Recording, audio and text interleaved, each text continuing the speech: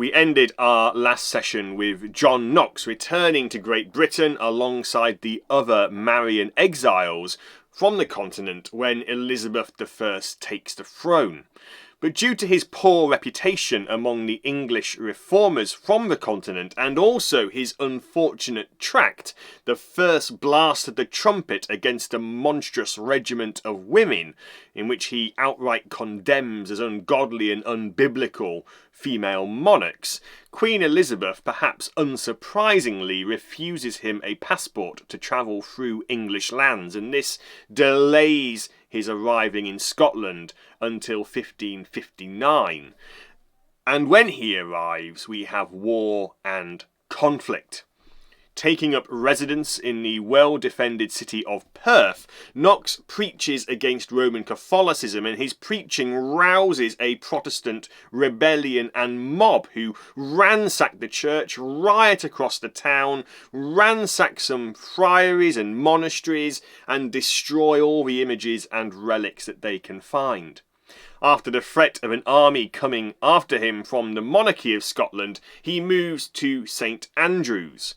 And once again his preaching instirs the riots, the looting, the ransacking, the destruction of church property, including wrecking the interior of the cathedral so significantly it never recovers and simply falls into disrepair. Things begin to get out of hand, and even churches in Edinburgh end up being ransacked by Protestant mobs who are roused up by the preaching of John Knox and those who follow him. Queen Regent Mary of Guise calls in French troops in order to try and sort out the situation, but the arrival of Protestant English armies to support the reformers effectively ends the reign of Mary of Guise, and she dies shortly afterwards in 1560. Finally, John Knox can get about implementing his Reformation, and he began by writing what's called the Scots Confession alongside 5 other ministers who were all likewise called John. Between the number of Johns and the number of Marys of this era, you begin to wonder if anyone had any other names at all.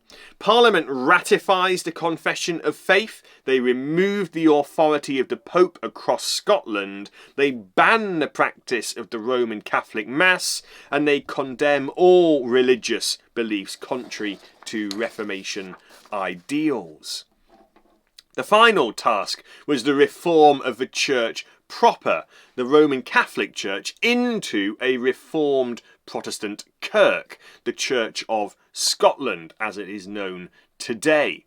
And for the running of the church, John Knox proposed a Presbyterian system, like those used in Switzerland, in Geneva under Calvin and others, but Parliament didn't approve this. The main reason why was that the nobles were the ones who had confiscated all the wealth of the Roman Catholic churches, and John Knox had proposed that that wealth would instead be used to support the new Presbyterian churches. And the nobles didn't really want to give up the wealth and power that they had just acquired. In fact, the arrival of Queen Mary of Scots in 1561 back from the continent ended that discussion entirely. Mary promised not to reinstate the Roman Catholic Mass except in her own chapel. Mary and Knox would consistently battle over religion and even her proposed marriage to a Spanish royal member, which that conflict brought her to tears when she was just 21 years old. In 1564, Knox, aged 50 at this point, having lost his first wife 4 years prior, ends up marrying the 17-year-old Margaret Stuart, who was a distant relative of the Queen. They would have 3 daughters together. Knox continues to cause issues in politics, but Queen Mary actually seals her own downfall, quite aside from anything that Knox might be getting up to. She marries an English nobleman in 1565 called Henry Stuart, and together they would have a child called James. But her new husband had Mary's secretary assassinated based on rumours that she was sleeping with the secretary. But then the husband himself goes and gets himself murdered, and Mary decides to almost immediately marry the very person everyone believed had organised the murder of her English husband and James's father.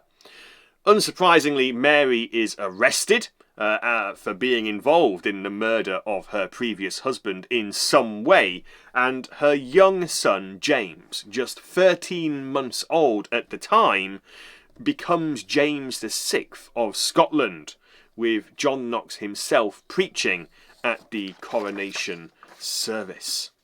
Civil war breaks out in Scotland shortly later in 1568 and lasts until the English have had enough, and so the English send their armies to intervene in 1573, forcing the garrison at Edinburgh Castle to surrender. Mary, who by this point had fled to England, would eventually be executed by her relative Queen Elizabeth I for treason in relation to stirring up Roman Catholic rebellion. Although the way that pans out would mean that perhaps Elizabeth didn't really know she was going to be executed, and was it really her fault or people misinterpreting what she had said? The whole thing was a bit of a bloody mess. Knox would die before the end of the Civil War. He died in 1572, and on his grave was written, "Here lies one who never feared any flesh." Quite a fitting epitaph. Now, James VI was brought up to be a good Protestant, indeed a reformed Protestant. But there was one thing he wouldn't give up as he grew older. One thing which was something that Knox and his protégés had wanted, the same thing which made the Anglican Church stand out so much as the odd cousin among the Reformed churches. King James insisted on keeping bishops. Now, Knox himself, he was a bit ambivalent. He was interesting when it came to bishops. He essentially said, let's keep them, but rename them superintendents. And he was quite happy when a number of his friends were made into bishops, and even archbishops. He didn't protest at all. In fact, he even preached himself at the ceremony installing the Protestant Archbishop of St. Andrews in 1571. But many of Knox's successors over the life of James took a much stronger opposition to bishops, the very existence of bishops, something much more in line with Beza, who succeeded Calvin in Geneva. You see, Calvin, although he was certainly in favour of Presbyterianism, he actually intimated that if it meant reformed unity across the continent, he would accept bishops even in Geneva. He really wasn't as against them as people make out. Now, this push against bishops and in favour of Presbyterian church polity would become a hallmark not only of the stronger reformers in Scotland, but as we will soon see, many of the Puritans in England. King James VI, however, as I said, had no time for Presbyterianism, declaring no bishop, no king. And he was king, and that meant there had to be bishops. He saw to it that bishops were introduced or reintroduced all across Scotland in any places that they had been removed. In fact, it wouldn't be until the Glorious Revolution in 1688 when the Protestant William of Orange is invited to come over and overthrow the monarchy in a bloodless revolt, or invasion, depending on your perspective, that Presbyterianism and the wishes of Knox would finally come to the church in Scotland. Most of the bishops in Scotland at that time remained loyal to James VII and refused to recognise William of Orange as rightful king. They were non-jurors, as they were called, and so they were forced out of the church, and in 1690 Presbyterian polity is finally established and there to stay, though the Church of Scotland itself only gained full independence from the Crown and Parliament, even in spiritual matters, in 1921. But what about in England, where Elizabeth came to the throne? Queen Elizabeth was a Protestant for sure, but to call her reformed would certainly be a stretch of the truth. She was conservative and liked many of the trappings of tradition, even the trappings of Roman Catholicism. In 1558, upon her return to Parliament and the country and being installed, Parliament passes the Act of Supremacy, which re-establishes the Church of England after it had been removed during the reign of Bloody Mary, and re-establishes the Church of England as independent from the Church of Rome. Unlike Henry and Edward, though, Elizabeth insisted, and her bishops were happy to agree, that she was not to be called the head of the Church, for Jesus Christ himself is the only head of the Church. And so instead the title Supreme Governor of the Church of England was created and is still used by all of her successors to this day. At first, little changed, but in April 1559 the Act of Uniformity was passed, which was the first part of what became known as the Elizabethan religious settlement. Her kingdom was greatly divided between Roman Catholics, especially among the noble families in certain parts of the country, and by Protestants, who themselves could be split into two groups: the establishment Protestants, who were generally speaking happy with the reforms under Edward and where they went, and the increasingly vocal Puritan party, who were seeking greater purity in the Church of England through a deeper and more profound, wide-sweeping series of reforms. Essentially, the Protestants were split between those who felt that Thomas Cranmer had gone far enough in reforming the Church before his unfortunate death under Mary, and those who felt that the Church should keep reforming as they believed that not only Cranmer would have wanted, but more importantly as they believed the Bible demanded. The Act of Uniformity reintroduced the 1552 Book of Common Prayer with only very minor changes, which, as far as the church leaders were concerned, did not alter the reformed teaching of the book at all.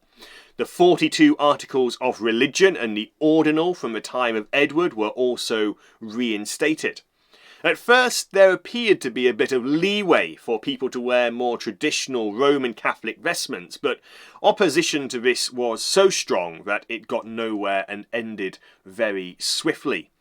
The adjustments to allow a more traditional understanding, perhaps more Lutheran understanding of the Lord's Supper than was clearly the reformed one of the 1552, were also there not to accommodate Roman Catholics, who had essentially lost everything of importance to them and their identity, but rather these minor changes to accommodate to Lutherans was more to do with appeasing potential allies among the German princes on a political level, and the Queen's own personal theological leanings. Ultimately, though, the Queen doesn't get her own way. Under immense pressure from her bishops, who she appointed, she dropped plans to allow crosses and lit candles on communion tables in church. Injunctions legally were taken forbidding all Roman Catholic vestments and demanding surplice and scarf, although copes were allowed for celebrations of the Lord's Supper at cathedrals and royal peculiars. Iconoclasm, the destruction of religious images, was reinstated and carried out in an orderly fashion by the local magistrate up and down the country. Indeed, 3 whole sermons about the issue of idolatry were included in the additional sermons which were added to the Book of Homilies during this time.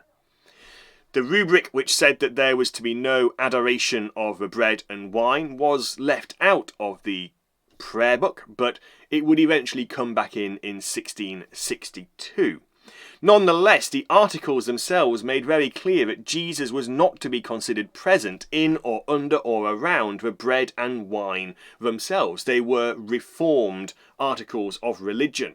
And when they were revised in 1571 from 42 articles to the 39 articles we know today, Article 29 was inserted specifically to rule out a Lutheran understanding of the Lord's Supper, and in doing so end any last hopes of a political alliance with the German princes.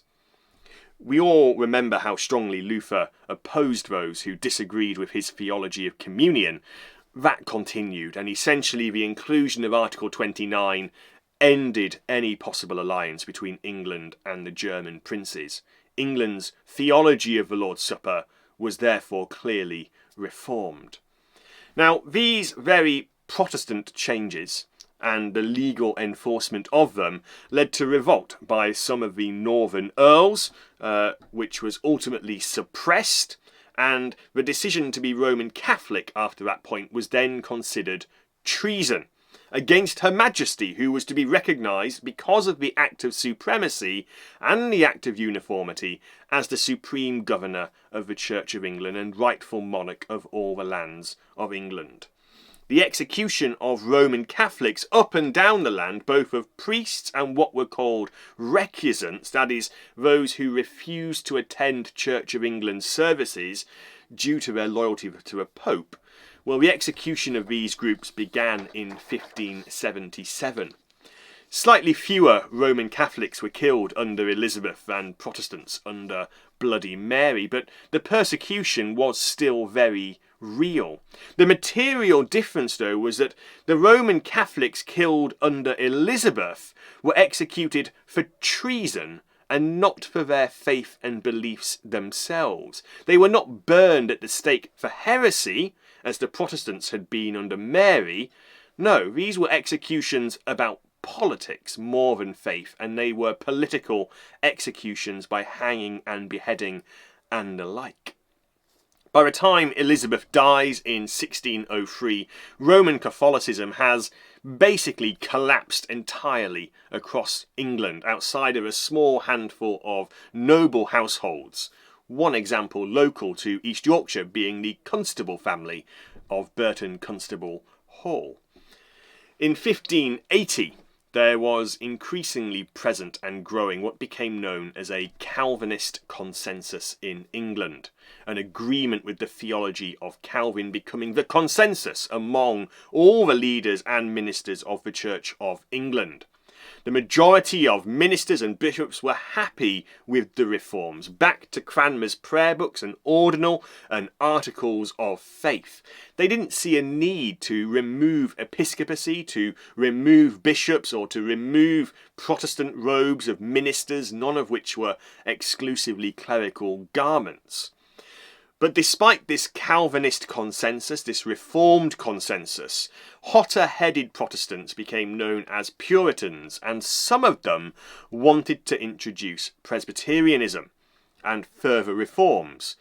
But these were not the majority of clergy within England, nor even the majority of Puritans, most of whom were looking more for inward purity and inward spiritual revival through preaching, rather than more radical reforms of the church itself. When Elizabeth dies in 1603, she left behind a reformed Protestant church established by law. England, from north to south and from east to west, was Reformed and Protestant. It had a Calvinist consensus, ruled among the bishops and the clergy. But who would succeed the childless Elizabeth? The crown would ultimately go to James VI of Scotland, who as a 13-month-old child had succeeded Mary, Queen of Scots. He then becomes James I of England on the 24th of March 1603. Now James, as a reformed Protestant Scot, was naturally going to maintain the Elizabethan religious settlement and seek to maintain the Calvinist consensus with some degree of success. In 1604, King James held a conference at Hampton Court between himself and his representatives of the establishment of the Church of England, and with some of the key leading Puritans who were seeking greater reform, similar to what was there in Scotland. Now, the discussions were based around a document called the Millenary Petition, which claimed to have the signatures of 1,000 Puritan clergy, and this petition listed a series of complaints and requests for further reform in England. The demands of the Millenary Petition included the removal of the sign of the cross during the service of baptism, the service of confirmation being completely removed, the forbidding of lay people, especially midwives, from holding emergency baptisms of children in private, the use of a ring in the marriage service, the requirement to wear a surplice, and also the banning and changing of the word priest for the word being used for the minister, and also changing the word absolution for the remission and forgiving of sins. In 1604, based on the debates at Hampton Court, a revision of the prayer book came out, and the Puritans did get their way on some things. On baptism, for example, the new prayer book clearly stated that only the minister can do the baptism at private baptisms, no more midwives doing them without the minister being there. Some other changes from the conference included the removing of all readings on Sundays, main services, from the Apocrypha. The words "or remission of sins" was added after the word absolution, and "or laying on of hands" was added to the title of confirmation as a service, although the service itself remained. And the final part of the Book of Common Prayer Catechism, which people learnt before confirmation, was expanded, and that part dealt with sacraments in a reformed manner. Perhaps the biggest result of the conference, though, was the commissioning of the authorised version of the Bible, also known as the King James Version of the Bible. This was now the version to be used throughout church services, except for the Psalms, which in the Book of Common Prayer remained the translation of Coverdale. Overall, the changes were too minor to appease the hotter-headed Puritans. But James was most hated by the Roman Catholics. The attempted terrorist attack on his life, known as the Gunpowder Plot on the 5th of November 1605, still remembered on bonfire night across the United Kingdom today, was actually the third attempt on his life within 3 years by Roman Catholic terrorists. In 1606, based on these number of very violent attempts upon his and many others' lives, Parliament passes an act which would make it so that any citizen within England could be called upon to take an oath of allegiance to the king, which included explicitly rejecting the authority of the Pope within England. In practice, James was actually surprisingly lenient towards Roman Catholics, especially Roman Catholic laity, who were willing to take that oath.